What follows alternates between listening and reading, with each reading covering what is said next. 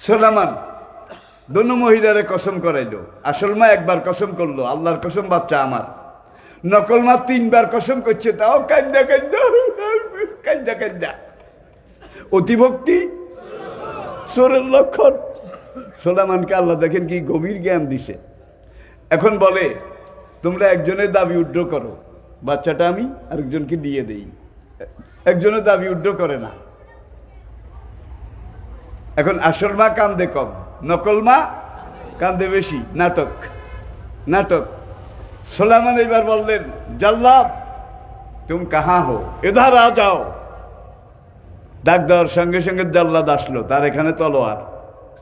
এসে রাজ দরবারে, দেখেন নাই কি স্মার্ট, সে সেলিউট করে দাঁড়াইছে। সুলাইমান বলে তলোয়ার নিকালো।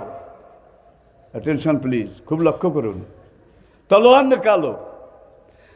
যখন জল্লাদ তলোয়ার বাইর করেছে, এখন আসল মা কান্দা শুরু করছে। এবার জল্লাদকে সুলাইমান বলছেন, इस तलवार की एक वार से इस बच्चा को 2 टुकड़ा कर दो, 2 टुकड़ा। एक टुकड़ा इस माँ को दे दो, दूसरा टुकड़ा इस माँ को दे दो। নকল মা কয় দেন দেন দেন শাহজাদা, অর্ধেক দিল নিমু। নকল মা কয় অর্ধেক দিল নিমু।